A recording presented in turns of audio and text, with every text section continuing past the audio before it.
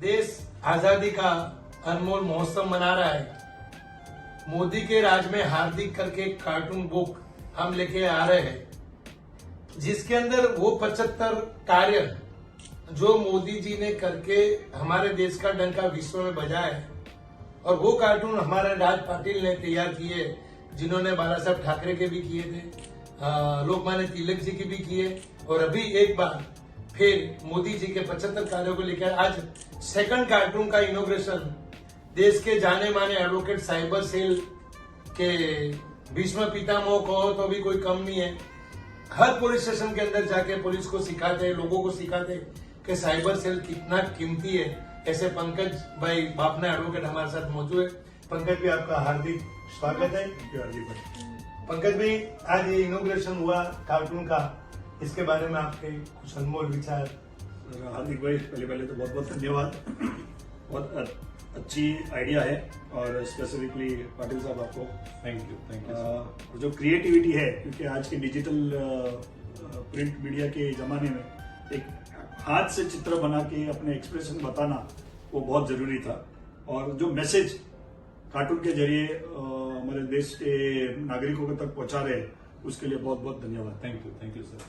धन्यवाद पंकज भाई, thank you. एक सवाल है सर, हाँ जी। जैसे कि आप सर ने परिचय दिया कि साइबर सेल से संबंधित हैं, तो ये जो साइबर क्राइम जो बहुत अननोन, जिनके बारे में कोई सोर्स मालूम नहीं पड़ता कि कहाँ से हो रहा है, जैसे कि सांप्रदायिक दंगे भड़काना, अक्सर करके रिपोर्ट में है कि जितने दंगे होते हैं उसमें कहीं न कहीं साइबर में सोशल मीडिया का भी हाथ होता है। तो सोर्स कैसे पता लगता है कि, या कैसे लगाया जाए कि यहाँ से वो मैसेज गया था जिसकी वजह से वो क्राइम हुआ, वो दंगा हुआ?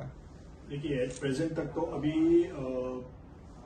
1 साल पहले तक तो बहुत मुश्किल था समुद्र में से कंकर निकालना, वैसी बात थी, क्योंकि साइबर जो है वो इंटरनेट के जरिए होता है, और जो सोर्स जहां से स्टार्ट हुआ, जहां से अपलोड हुआ, वो पता लगाना इट वाज इम्पॉसिबल। लेकिन अभी जो हमारे सरकार ने जो कानून बनाए हैं, स्पेसिफिकली 2021 के जो आईटी रूल्स बनाए हैं, जिसके अंदर जितने भी इंटरमीडिएरीज है, मतलब जितने भी कंपनीज है, जैसे for example Facebook, WhatsApp, Instagram, इन लोगों के ऊपर जो प्रेशर डाला गया है कि सोर्स जहां से अपलोड हुआ उसकी कॉपी उनको सेव करना कंपलसरी है।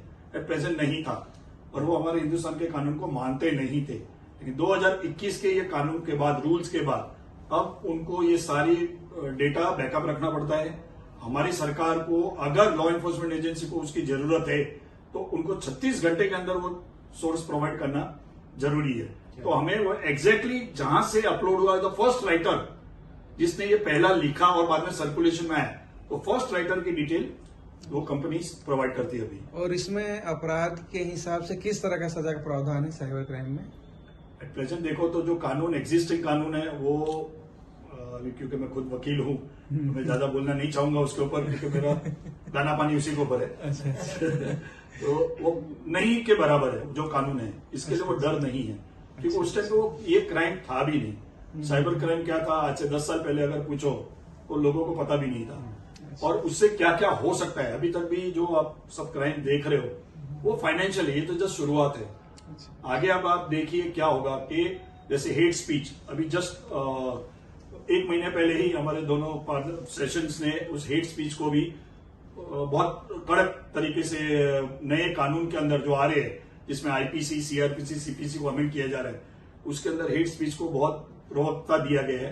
क्योंकि किसी के बारे में कुछ भी बोलना बिना सोचे समझे, क्योंकि हमारे हाथ में मोबाइल आ गया या डिजिटल मीडिया आ गया, और उसको बस फैला दो बिना सोचे समझे कि सामने वाले के ऊपर क्या रिएक्शन आएगा।